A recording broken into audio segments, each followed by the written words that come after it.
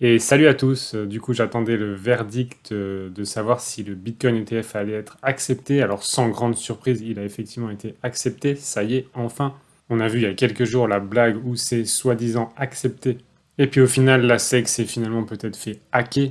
Tout ça c'est des conneries, comment vous voulez que tout ça arrive exactement au moment fatidique? Pour une news comme ça, le timing est tellement parfait que ça ne peut pas être une coïncidence. Donc soit la SEC a voulu tester comment allait réagir le marché, soit la SEC s'est tout simplement trompée et a balancé la news un jour trop tôt. Et bien sûr, comme ils n'assument pas leur connerie, ils ont inventé un mytho. Et puis le mytho du hacking, ça va très bien dans leur scénario. Comme ça, tout le monde a peur quand même la SEC se fait hacker. Ouh. Et on peut mettre davantage de barreaux et de sécurité dans votre prison. Donc pour moi, la version du hack, c'est impossible. Je sais pas exactement ce qui s'est tramé derrière, mais tout ça, c'est du pipeau. Bref, en tout cas, c'est accepté. Et ici, on voit que le Bitcoin réagit pas vraiment. Donc ici, c'est au moment de la fake news, on voit que ça a commencé à s'envoler. Donc en fait, le marché réagissait bien vis-à-vis de la news. Et derrière, ça a dumpé. Alors effectivement, ça n'a pas dumpé du fait d'avoir rétabli la news. Ça a dumpé, à mon avis, du fait d'un gros acteur qui commence à vendre, comme je vous l'avais dit, à 48K. Donc ça montre deux choses. Premièrement, que le Bitcoin réagit bien à l'ETF. Et deuxièmement, qu'entre 48K et 50K, ça va dumper. En tout cas, il y a de grandes chances que ça dumpe. Ensuite, on est redescendu un peu, on est remonté, on est revenu tester ici ces niveaux qui sont encore rejetés. Mais ici, on reste avec un Bitcoin solide qui a encore envie d'aller tester. Donc, ce que je pense, moi, là, de la suite, et encore une fois, je suis pas Madame Soleil, moi, je pense qu'on va aller retester quelque chose entre 48K et 50K, pourquoi pas 49.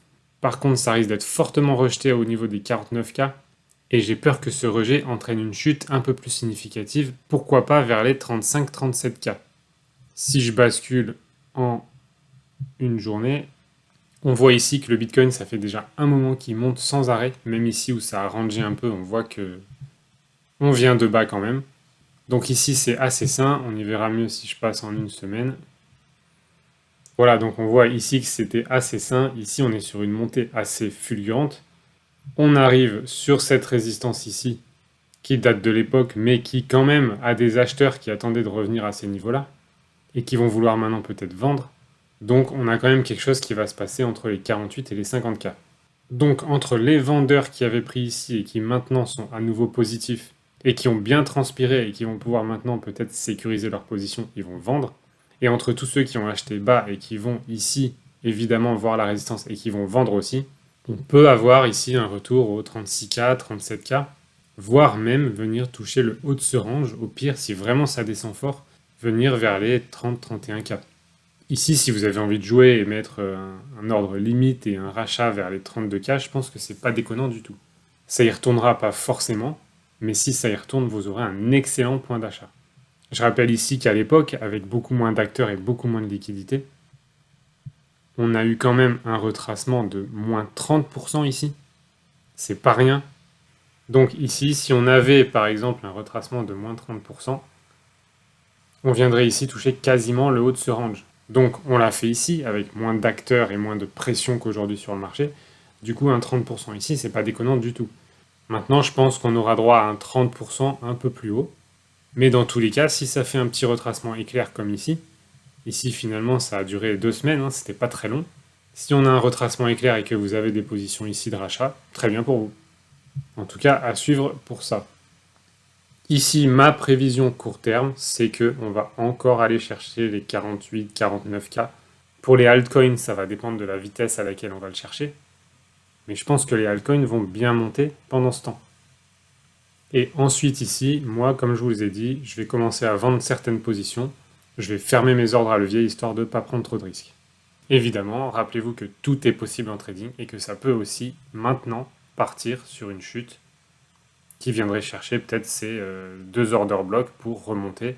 Tout est possible. Moi, je vous donne juste le scénario gros grain que je vois. Mais allez voir plusieurs analyses, faites vos propres recherches et prenez toujours vos propres décisions.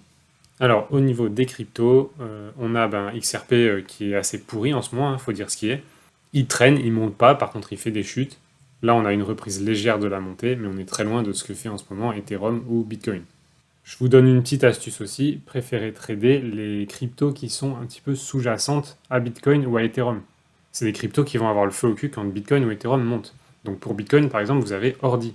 Là, quand le Bitcoin fait 6%, Ordi va faire 15%. Donc, préférez trader Ordi que Bitcoin, en sachant que ça va faire à peu près les mêmes mouvements. Pour Ethereum, pareil, vous avez Arbitrum, vous avez Optimism, et vous avez Lido, LDO. Donc Optimism c'est OP, Arbitrum c'est ARB. Et vous verrez que pendant qu'Ethereum fait 5%, ces autres cryptos font 15-20% dans le même sens. Donc là, on est typiquement dans un moment où Ethereum est en train de remonter. Est-ce que ça veut dire qu'on va avoir un peu une diminution de la dominance Bitcoin vers les altcoins? Peut-être. En tout cas, vous prenez par exemple du LDO maintenant, puisque je crois qu'il a retracé en plus. Voilà, donc là, ça va avec Ethereum, il est monté. Ici, on a une petite rechute qui vient retoucher ici. Donc ça peut être un bon moment pour le prendre si Ethereum continue de monter. Ce qui, à mon avis, va être le cas encore quelques jours. Donc ici, plutôt que prendre du Ethereum, vous prenez du LDO et vous allez faire 2 à 3 fois plus de pourcentage.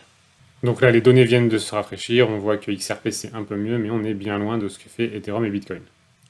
Alors, concernant XRP maintenant, on a vu effectivement des news qui diraient que les BRICS et XRP ça fait pas bon ménage et qu'ils vont pas travailler ensemble, mais on a aussi des informations qui disent que le XRP pourrait être une alternative monétaire aux BRICS, qui eux veulent surtout abandonner le dollar. Ils en ont marre de la suprématie du dollar, et donc ils sont en train de se regrouper pour utiliser autre chose. Et XRP pourrait contribuer à ça. Donc rien de sûr, mais c'est une possibilité. En tout cas, les BRICS pourraient utiliser XRP et pourraient aussi utiliser autre chose. Rien n'est sûr pour l'instant. En tout cas, Ripple a fait des réunions récentes avec différents pays du BRICS, et c'est probablement pour voir s'ils peuvent intégrer la technologie XRP.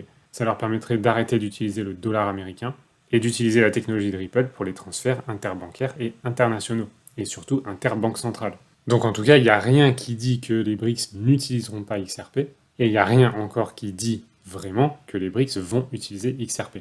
De ce que j'ai pu creuser, c'est ni une bonne ni une mauvaise nouvelle. Pour l'instant, on attend. On a appris à attendre d'ailleurs avec Ripple et XRP. Alors maintenant, 3 ou 4 raisons pour lesquelles selon moi XRP devrait décoller assez rapidement maintenant. Alors quand je dis assez rapidement, pour moi c'est d'ici fin avril maximum, mais comme j'ai déjà dit, à mon avis ça attendra pas la dernière news pour grimper. Donc on a 3-4 dates intéressantes au niveau du procès. Il y en aura donc en février, mars et avril 2024. Le 12 février serait une séance qui viserait à voir un peu quelles sont les solutions à court terme. Suite à ces discussions, un résumé sera disponible le 13 mars, qui nous permettra d'avoir un résumé des solutions de la SEC. Et enfin, en avril, le 12 avril, Ripple pourra déposer son opposition aux solutions de la SEC. Et le 29 avril, la SEC devrait apporter une décision finale. Donc pour ceux qui ont un peu mélangé, je rappelle que la dernière victoire, ce n'est pas la fin du procès SEC versus Ripple, c'est simplement la SEC qui a abandonné ses charges contre les deux exécutifs de Ripple. Mais le procès SEC versus la société Ripple est toujours en cours et devrait se terminer maintenant cette année. Et si tout va bien, d'ici la fin avril 2024. Donc ça, c'est une première raison qui va mettre un peu le feu au cul à XRP. Ensuite, deuxième raison, et ça je le vois beaucoup sur les messages que vous m'envoyez, que ce soit sur Telegram, sur YouTube, ou même les messages que je vois sur certaines chaînes, il y a beaucoup de gens qui sont en train de vendre leur XRP parce qu'ils en ont marre d'attendre. Ce que je comprends, on voit toutes les autres crypto-monnaies monter et le XRP qui monte pas. Donc beaucoup abandonnent leur XRP pour du Solana ou pour d'autres cryptos qui sont en train de monter. Est-ce que c'est une bonne idée? J'en sais rien, peut-être. Personnellement, si ça vous intéresse, moi, c'est pas ce que je vais faire. Et je vais conserver mes XRP parce que je sais que ça peut exploser vraiment fort à n'importe quel moment. Et je sais aussi que j'aurai pas le temps de réagir et de les racheter au bon moment avant que ça explose. Donc ce que je sais aussi, c'est que généralement, la masse des gens n'a pas raison. Et du coup, s'il y a de plus en plus de gens qui se mettent à revendre leur XRP parce qu'ils en ont marre d'attendre, c'est pour moi un signe qu'on arrive au bout. Troisième raison, le rachat des XRP par Ripple. Il y en a beaucoup qui disent que XRP est là pour financer Ripple, mais alors pourquoi Ripple rachèterait des XRP? Ça fait pas de sens. Si vraiment Ripple se rinçait sur les XRP, il les rachèterait pas. Ils ont récemment racheté 700 millions d'unités, ce qui a eu tendance à faire monter un peu le prix, mais c'est aussi pour permettre à leurs clients qui utilisent ODL d'avoir de la liquidité en XRP. Donc troisième raison, si Ripple rachète ses propres XRP, c'est clairement pas parce qu'ils imaginent que le prix du XRP va descendre. Bien au contraire. Et enfin, quatrième raison, maintenant qu'on a l'ETF Bitcoin qui est arrivé, effectivement il y a de grandes chances qu'on ait un ETF Ethereum et XRP qui pourrait suivre. Là encore, pour l'instant, ce ne sont que des rumeurs, assez fondées, puisqu'il y a eu vraiment plusieurs pourparlers d'avoir des ETF Ethereum et XRP. Donc on attend de voir, mais c'est probable. Ils sont déjà plusieurs à prédire ça, dont Steve McClurg, le directeur des investissements chez Valkyrie Fund, qui a déclaré que des ETF Ethereum et XRP pourraient bien suivre sur le marché. On a eu déjà l'autre jour un hack de la SEC finalement qui annonçait un ETF XRP sur son site et finalement ça avait été hacké. Ça fait encore un peu gros. Donc est-ce que c'est une information à l'avance ou pas? Je ne sais pas. Mais entre les rumeurs et les fake news hacks qui arrivent à point nommé, on peut vraiment imaginer qu'un ETF XRP va arriver sous peu.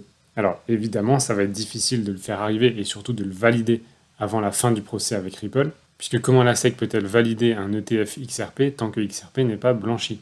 En même temps, ils font tellement de conneries qu'ils seraient capables. Mais en tout cas, ce que je veux dire, c'est qu'une fois que ce procès sera terminé, XRP sera la seule crypto complètement blanchie et qui pourrait avoir son ETF XRP accepté en même temps. Tout ça, ça fait des gros événements pour la sphère crypto et surtout pour XRP. Donc voilà ce que j'en pense à ce stade. Et franchement, là, le XRP, je le trouve un peu mort, comme s'il avait carrément plus de vie. Mais je peux pas m'empêcher de rappeler que ça m'a fait exactement le même effet en décembre 2020, quand le Dogecoin était quasiment mort, qu'il n'y avait plus de nouvelles, les développements étaient quasiment arrêtés, et d'un coup de nulle part est venu Elon Musk, et le truc a fait 12 000 % en moins d'un mois.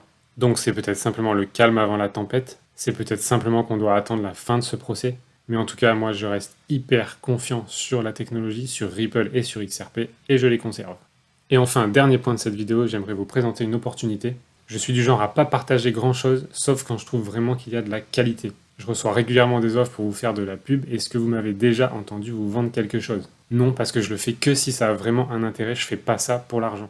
Donc restez connectés, je vais en parler dans ma prochaine vidéo. Je vais vous faire un topo de cette opportunité. Et globalement, c'est un objectif que j'avais pour mission d'atteindre pour vous, mais avec un robot complètement automatisé, ce que je n'ai pas encore réussi à finaliser pour le moment parce que j'ai des zones un peu trop risquées. Mais donc là, en rejoignant ce canal, vous aurez des signaux de trading qui sont franchement de qualité, j'ai pu observer depuis un moment.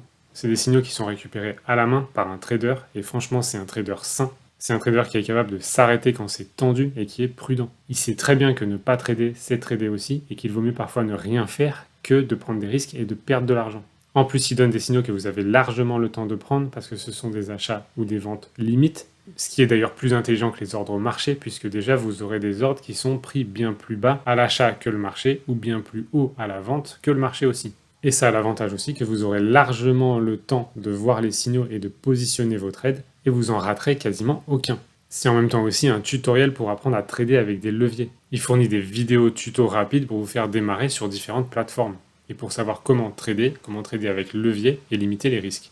Donc je ne sais pas si vous connaissez l'adage, il vaut mieux apprendre aux gens à pêcher que leur donner du poisson. Personnellement, ça m'a beaucoup fait réfléchir dernièrement, et particulièrement dans le monde de la finance, je me rends compte qu'il y a plein de gens qui n'en ont rien à faire. Ce qu'ils veulent, c'est simplement gagner plus d'argent pour être plus libre, peut-être pour arrêter de travailler, j'en sais rien. Mais ils n'ont pas forcément envie d'apprendre à pêcher au niveau finance. Et moi aussi, qui étais plus dans un mode apprendre à pêcher, mais c'est parce que j'aime la finance, plutôt que donner du poisson, finalement, je suis revenu un peu sur ça et je trouve que dans la finance, si on peut avoir un bon système et donner du poisson aux gens sans qu'ils aient besoin de dépenser des fortunes pour apprendre, mais qu'ils puissent tout de suite gagner quelque chose, alors moi je dis banco et c'est aussi finalement un de mes objectifs. Donc lui, dans ce canal, en gros, il vous donnera des poissons et en plus, si ça vous intéresse, vous pourrez apprendre en même temps puisque vous verrez le genre de trade qu'il prend, où il les prend, comment il prend ses profits et comment il gère le risque. Donc non seulement dans ce canal, il est bien rentable, et ça je vous donnerai tous les chiffres et les descriptions dans ma prochaine vidéo, il est prudent, vous aurez le temps de prendre les signaux, vous n'avez pas besoin d'apprendre à trader, vous avez juste besoin de savoir comment passer les trades. Et pour ça, il fournit aussi les vidéos qui vont avec. Donc là vraiment, moi de ce que j'ai pu observer, au lieu de mettre votre argent dans des Ponzi à la con, ça va être vraiment un bon canal pour gagner de l'argent tout de suite. Selon le risque que vous décidez de prendre, et franchement il ne sera pas énorme, vous pourrez avoir des résultats entre 20 et 80% par mois. Donc si ça vous intéresse, restez connectés, ce sera dans ma prochaine vidéo où je vous explique tout, ce qu'il fait avec ses statistiques, comment rejoindre le canal, et vous pourrez déjà très rapidement, courant janvier, être rentable. Et comme je vous l'ai dit, si je partage ça, c'est que j'ai vérifié, je l'ai observé trader, et je pense sincèrement que ce qu'il fait, c'est un travail de qualité, à la fois dans la performance et dans la prudence, et ça c'est tout ce que j'aime. Personnellement, j'ai ni le temps ni l'envie de faire ce qu'il a fait, parce que moi mon truc c'est plus l'automatisation avec des robots de trading, mais ce qu'il a fait là, c'est totalement en accord avec ce que je prône. Si j'avais le temps et l'envie, c'est exactement ce que j'aurais fait, et c'est pour ça que je me sens 100% aligné à vous partager ça. Restez connectés et je vous retrouve sur ma prochaine vidéo pour vous expliquer tout ça. A très vite.